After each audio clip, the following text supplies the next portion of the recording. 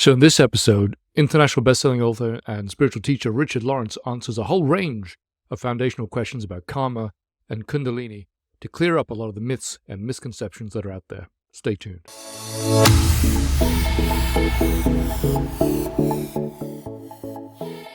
Hello and welcome back to the Spiritual Freedom Show. My name is Darren Ball, and this is the podcast helping you to awaken your chakras, to unlock your psychic powers, and to discover true spirituality. Now, whether you've been casually exploring meditation or you've been deep diving into energy work of some kind or another, no doubt you've come across the concept of karma and Kundalini. Unfortunately, there's lots of misconceptions and myths about these two ideas that hold people back on their spiritual path. So in this episode, I'll be asking Richard about what is karma, beyond the idea of what goes around comes around. Is it a punishment? Is it something to be feared? Or is it something that can actually help us? Are we stuck with our karma, or is karma something that we can change? And Kundalini, what is Kundalini energy, and where does it come from, and how does it relate to spiritual enlightenment? What is dangerous about trying to force a raise of Kundalini, and is there another way that you can raise it, which is safe? And then finally, how do these two energies work together in our spiritual evolution, and what can we do to speed up our journey to enlightenment? Now, if you haven't subscribed yet, be sure to hit that bell so you don't miss any future conversations between Rich and myself as we go deeper into spirituality. Richard. Darren. So we have a very deep show, I think, today, which I'm hoping in which we can address some of the misconceptions that people have about two things, which one is karma and one is Kundalini. And you might say, why are you bringing those together? And I hope by the end of the show, that will be... They both begin with a K. Yeah, that's the main reason. Yeah, I hope it'll be obvious. So I think, it's fair to say that people's attitude towards Kundalini, I mean, if you look at like the broad, like the spiritual community as a whole, can either be, on one side, very misguided and kind of callous or careless even, or overly cautious, maybe even fearful. Yeah. Neither of which are helpful. I think also with karma, people can be very flippant about it, or very negative. Maybe, they might portray it in that way, or afraid of it. And neither of those things fearful. So I think basically, the premise of this is when we look at these two things in this way, with this approach, it's a very limiting way to look at it, particularly for our own spiritual evolution. And that's what I want to dive into today. And maybe the first question I can throw out to you is, maybe how would you define karma for people beyond the very common idea of, what goes around comes around, which is a sort of very limited concept. I mean, first thing I say is you've picked, these are the two ultimates, and they're perfect. I mean, they are the perfect expression of the inner and the outer path in a way. Karma is everything, inner and outer, actually. But karma can be manipulated. Not people, but karma can be manipulated through service to others. It's the best way to do it. It's our outer expression. It's God. It's an aspect of God. It is divine. Yes, what goes around comes around, but why? That's to it. Teach us, to help us to advance. It is according to Dr. King, and he said 3 words, karma is pressure.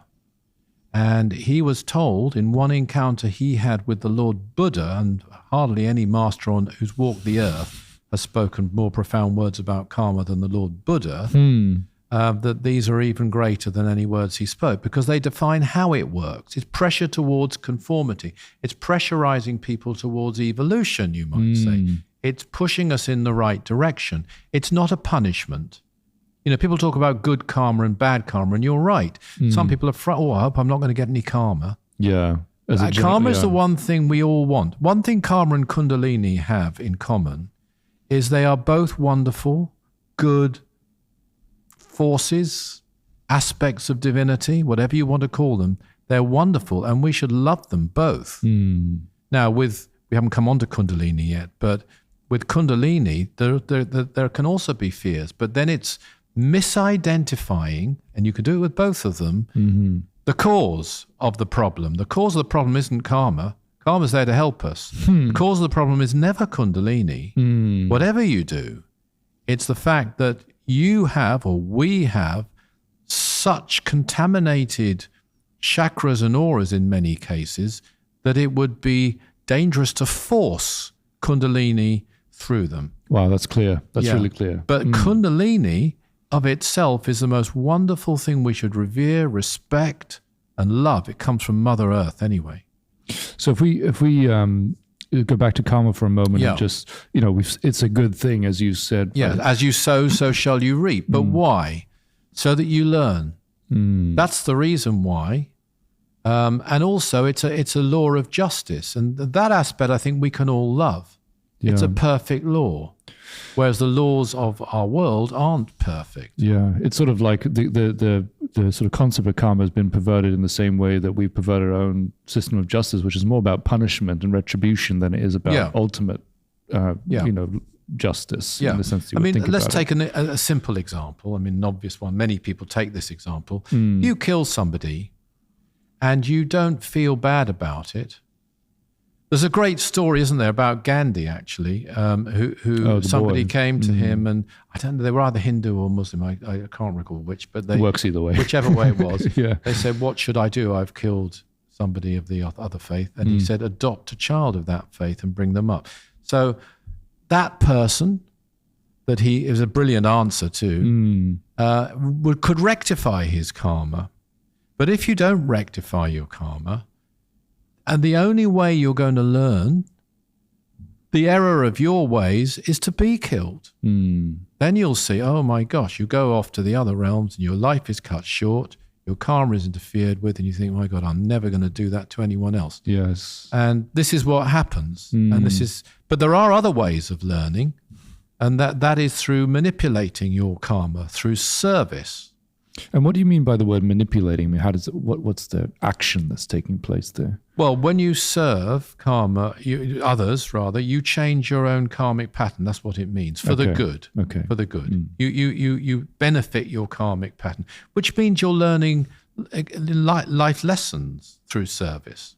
If you, for example, go in and really care for people and you see their suffering and you help them through it, you do it to help them. But along the way, you might not need to learn to suffer in such ways because you've learned by helping others. I see. Yeah.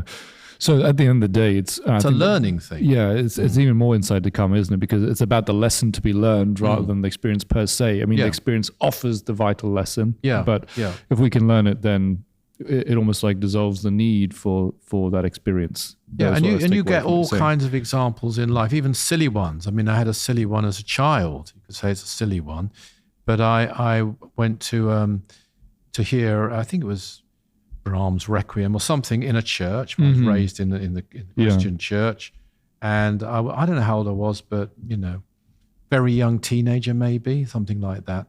And the collection used to come round at the end, and all I had in those days was 2 shilling piece. You won't know what that is, but they used it was quite a lot of money actually for some, and I didn't really want to put it in. I thought, I wish I didn't have any pennies, but I thought I've got to give something because I was quite moved.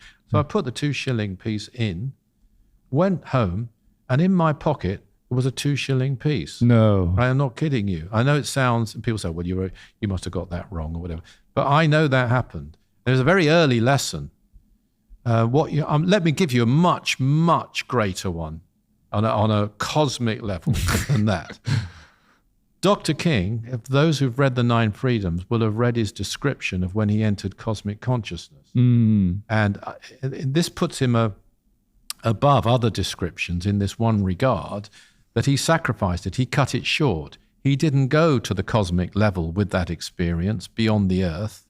Although he had done in previous times, and he's made that clear elsewhere, he cut it short and came back because of his love for the Mother Earth. And he felt wrong enjoying this cosmic experience when the Mother Earth was suffering, because he was aware of her in that state, and he came back to serve the Mother Earth.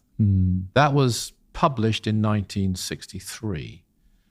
Many years later, almost 20, not quite 20, I think it was 1980 or it could be 81, he had an outstanding experience he was given where he actually went to visit the flame of the Logos of the Mother Earth. It's published in a fantastic book called Visit to the Logos of Earth. While he was there, having actually seen and become in close proximity to the living flame, from which Kundalini comes, by the way, to which Kundalini is connected. Kundalini comes from the Mother Earth. It's almost, if you're able to raise Kundalini properly, it's like plugging yourself in with great respect to that socket which leads to the Mother Earth. It's becomes a living force within you. Now he was there. He was actually taken there within the earth to see it afterwards, while he was still there, but afterwards he had a cosmic consciousness experience. He doesn't go into what that was. But there's an example possibly of he'd sacrificed the cosmic consciousness for her, then he's taken to the actual source, an even greater thing than even having cosmic consciousness. And then he has a full cosmic consciousness, which of course being him, he still cut short anyway in order to pray. Yeah. But I mean, there's a couple of things that me. One, I didn't even remember that he had written that. So that's revelation itself. But secondly, that, gosh, what an example of something you give up being that's the ultimate. Yeah. But I think there's an old saying, and the Master Aetherius has quoted, "What you reject is laid at your feet." So if you are, and it's got to be rejected. So let's just say you are someone who is seeking enlightenment, but you think no. In fact, you might have such a prompting you're not able to continue your spiritual practices because you just reach a block and you got to go and serve. That's happened to me and I'm sure others. So you go and you serve. Now, if while you are serving, you are rejecting your pursuit of enlightenment, it will come to you. It has to come to you. It might take some time, but it has to come to you.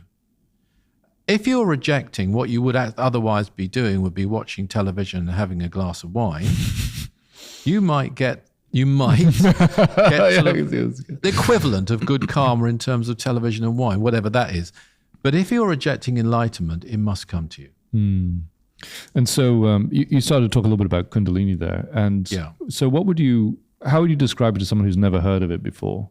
What it is? It is the living, when it's raised, and even, when it starts to be activated in any way at all, and everything, it is activated in some way all the time, actually, in our lives, but it's blocked, it's inhibited.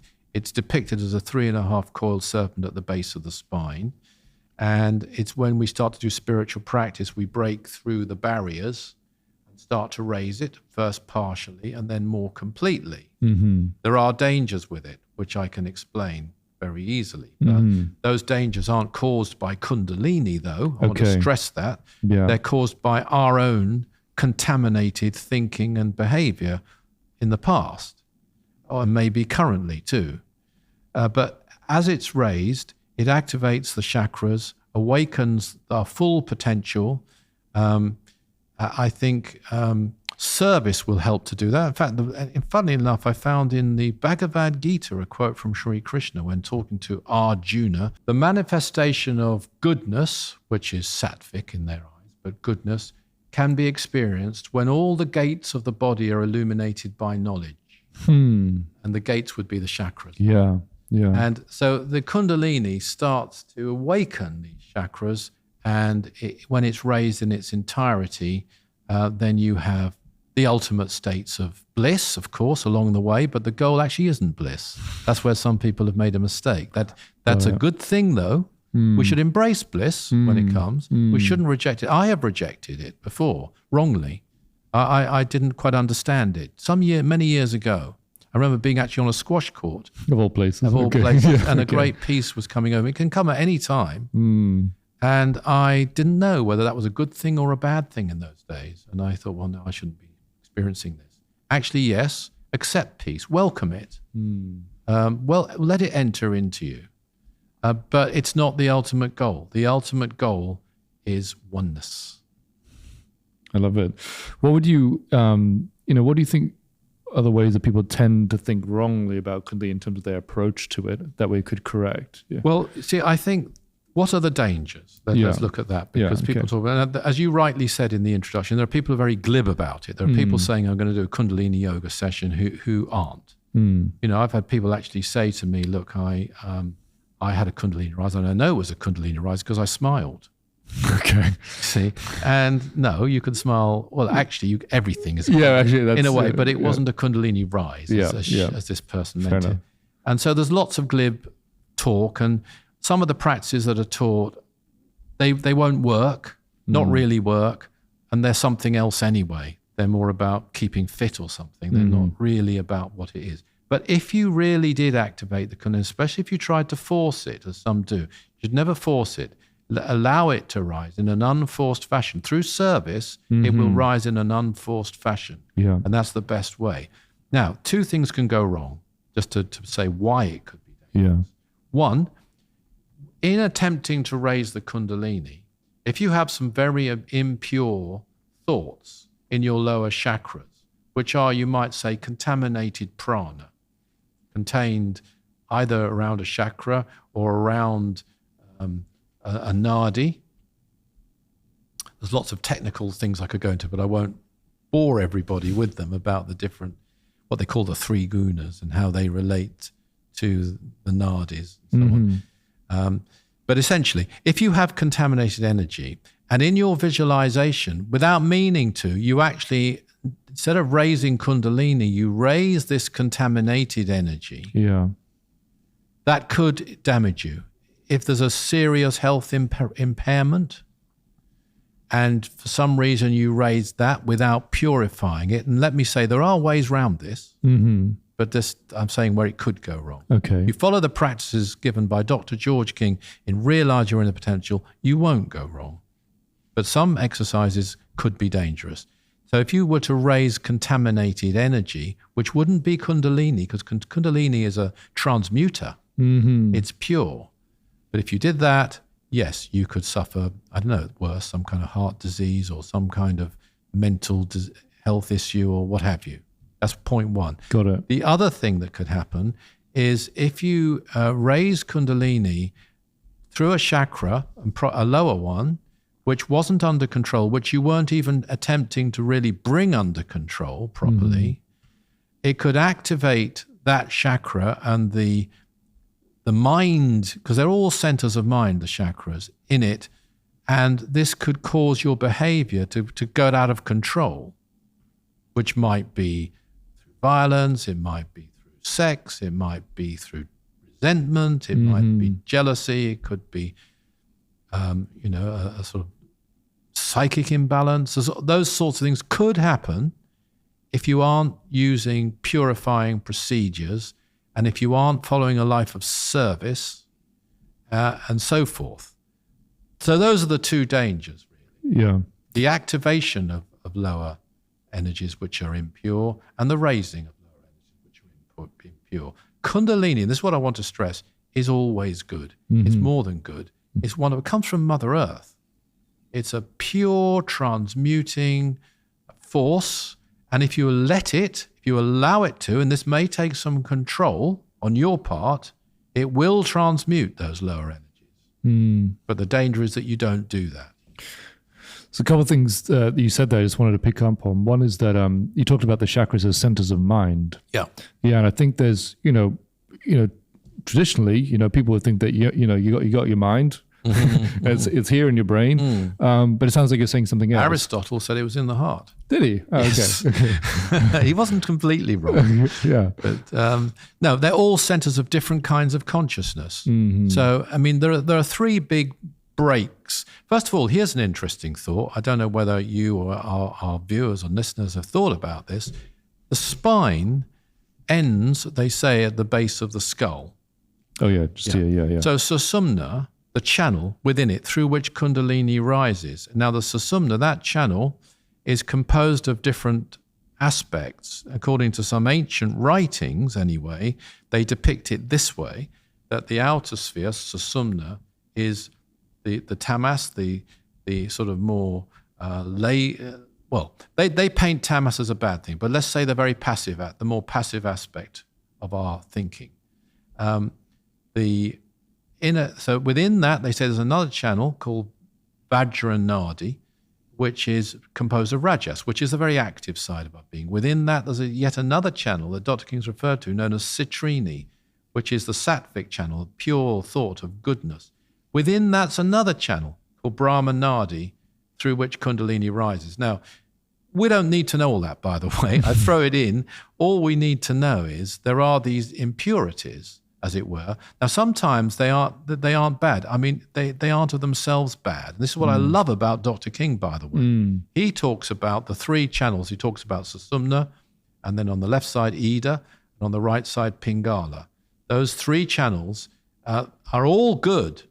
They're not bad. They have different purposes, and they can all be used.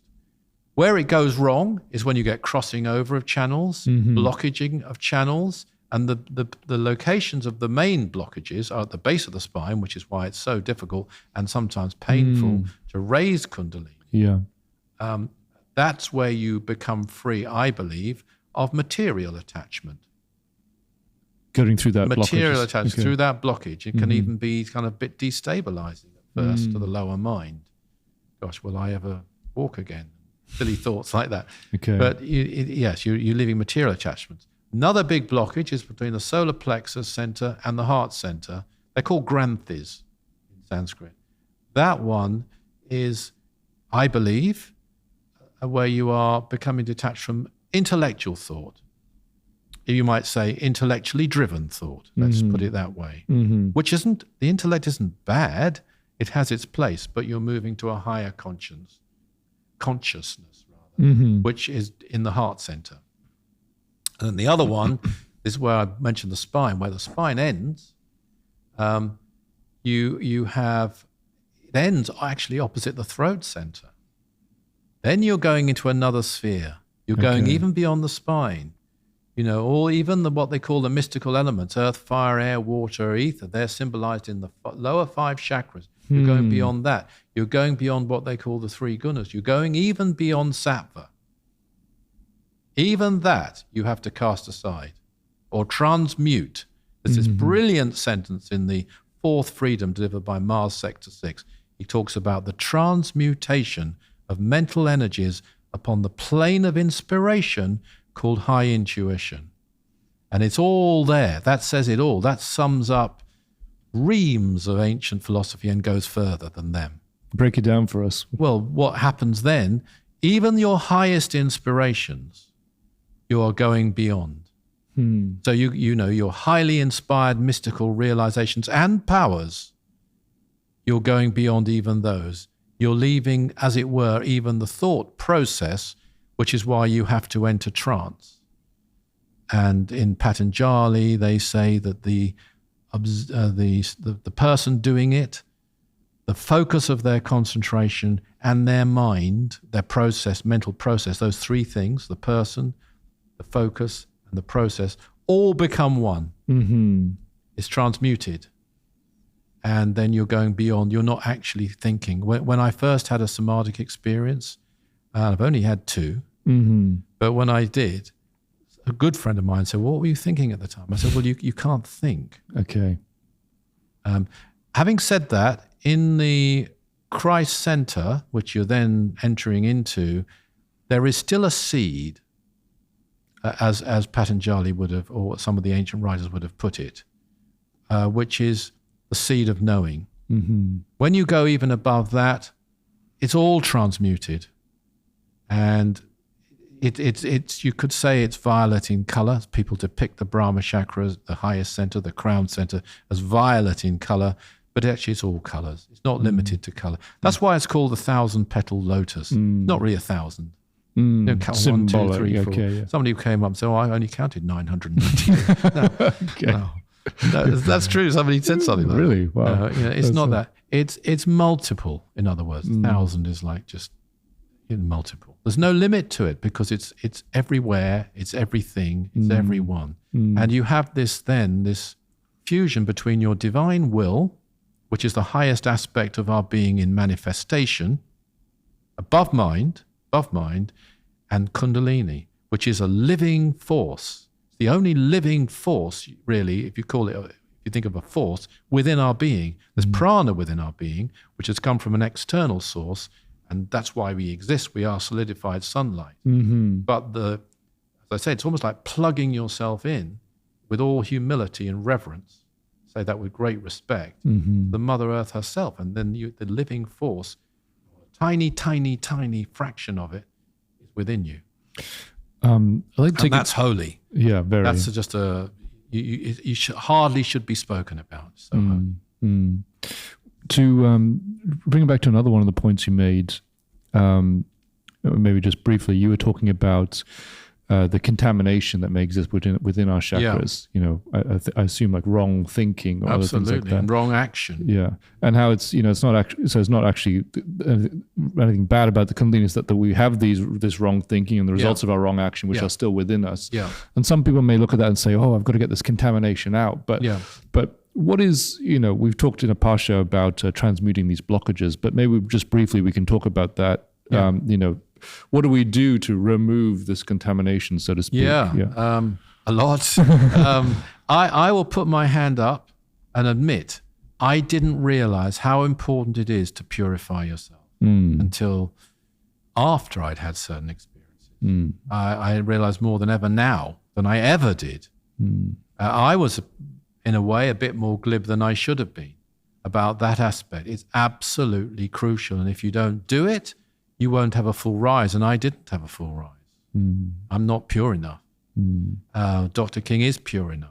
And that's one reason I think Dr. King kept stopping short when he had these experiences, because, you know, cosmic consciousness, it's a goal, nirvana, they would say in the old days, but it isn't actually the real goal. The real goal, it's an absolutely essential and wonderful staging post. It's an essential step, but it's not the ultimate goal. The ultimate goal is complete liberation from birth, death, rebirth, which, as I've said before, shouldn't actually exist. We shouldn't actually need reincarnation.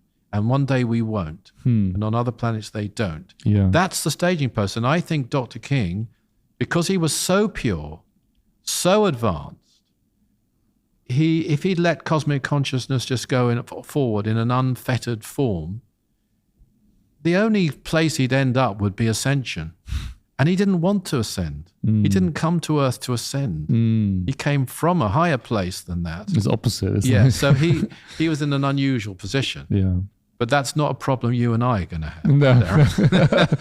But it's interesting you say that there's purifying. It's a very active thing. It's a very active thing. We're doing ourselves. I mean, let me just refer, I'm sorry, but I have to refer people to realize you're in the potential. There's some incredible practices in there. One's called the violet flame practice. Every time we pray, we are purifying our chakras. Every time we do yoga breathing, we are purifying our chakras. Every time we do mantra, we are purifying our chakras. Every time we listen to our conscience and don't block it off and accept it, and change, internally at least, in the light of it, we are not contaminating our chakras. The list goes on. There's a beautiful practice called the pink flame practice, which is specifically designed, I believe, to cleanse the channel through which Kundalini rises. That's not stated by the master etherists, but if you think, anyone who knows that practice, you're bringing a pink flame down through the spine, down the spine. And you know, in the reverse direction, because it's a cleansing practice from the rising of Kundalini. That's an incredible practice as well. There are many multiple practices. If you follow those and then live a life of service, you must purify the channels, and eventually there will be an unfettered rise of Kundalini. But at the very least, if you're going to have a rise of Kundalini, you're going to have to be able to control, even if it means partially suppressing or blocking lower emanations and thoughts, or else it could be dangerous for certain people, particularly if it's forced. If you follow a path of service, though, there's no danger. I don't want to frighten anybody. The two you mentioned, there's fear of karma, there's fear of Kundalini. Neither are to be feared at all. They're to be understood, respected, loved. Dr. King loved karma, and he loved what he called the law. Said as much. And said as much. And lived as much. Yeah, definitely. I think it's a very empowering message, because, you know, you can kind of get the wrong impression sometimes when you read some of the kind of spiritual literature out there, that, you know, these contamination with something that you need someone else to kind of take out of you, but actually it's you who's completely within control. You doing the service, changing the way you think, you act, listening and studying wisdom, and all these things. You are purifying yourself. You are, and you want to find a responsible teacher or responsible teachings if you want to get into really, should we say, really advanced and effective spiritual practice. And there are such. I mean, come back to Dr. George King. You won't go wrong. and you won't go wrong with the 9 freedoms. That is like the absolute. There's never been anything like the 9 freedoms. It gives you all the steps. It even tells you in exact terms what certain people on earth have done wrong, which has stopped them going all the way through to ascension and getting stuck along the way. It's all there, and it's just a fantastic guiding light. Help me tie back together karma and Kundalini, and maybe perhaps even relates to the blockages that we've been talking about here and purifying ourselves. How do you tie these two things together? Well, I tie them together very well, because I'd say that karma is, in one way, one aspect of it at least, is the external manifestation of your journey. It's through karma we're evolving. You know, the galaxy is the thing in which we exist. And through the lords, the supreme lords of karma, who I see in my own mind, as just me, as virtually the disciples of the galaxy, because they are causing the laws to exist, which will cause all life within the galaxy to evolve, including planets and so on, to evolve. And, you know, that is carried out, no doubt, I would think, at the determination of the galaxy itself, to whom, this is a bad phrase, but to whom they report, or to whom they, whatever, are devoted, or whatever it might be. That's as I see it. But these great lords give us the experiences we need. So it's through karma, through mastery of experience, and the greatest way to do that is service. But things will come along. Sometimes a thing will come along that's a repeat of something that's happened in a past life. It'll come back so that you do it right this time. It could be done quite quickly, actually, or it could be done very, very slowly. That's your choice. But this is how karma works. And Kundalini is the internal manifestation of that. By raising, if we're able to raise Kundalini, it will purify us. It will remove those blockages which demand those experiences. And then those experiences can create, if they're handled wrongly, certain blockages, or release them. Yes. There's a complete interplay between the inner and the outer. The only mistake people can make, as we've said before, is to neglect one of them. Go onwards, go upwards, but never forget to go inwards, the master Aetherius. One last question for you then, which is, you know, in us raising the Kundalini in full, what does that mean that the state of our karma needs to be in at that point? If we were to raise it in full, and Dr. King is someone who did that, and I believe the Lord Buddha and the Master Jesus, because the Master Jesus, in his resurrection, he ascended. So masters like that, avatars, are capable of ascension. Of course, they're above ascension. In the first place. If you're able to raise it in its entirety, it means all blockages are removed. I mentioned these channels, you know, which are depicted of the various, you know, the Vajra channel, the Susumna, the Citrini. All that at that point, when you could do that, would be all transmuted at every level that you went. All the elements, the mystical elements, would be risen at every level you went. When you go through and beyond the spine with Kundalini, then you go through Nardic channels. You enter into that which is beyond material manifestation and even beyond mental manifestation.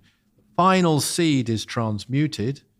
I believe that the Christ Center, when it's completely empty, as it were, of energy, when it's fully transmuted, we're told it's violet and yellow and violet and violet. Yeah. I believe the yellow becomes smaller, and this is my view, smaller and smaller and smaller, but it's still there. I see. And then when you go up, even that seed of knowing, you have seedless samadhi, as they called it. Yeah. It's burnt up. Some of the burning up and the transmuting of these things can create great bliss, by the way. Tremendous peace. Wonderful feeling. It just engulfs you because it's good. You know it's good. That's why I say you could have a really bad memory of something you did and feel conscience and recognize it properly. And for the first time, you decide to change. And in the midst of that fairly painful memory can come tremendous peace because it's being burnt up and consumed.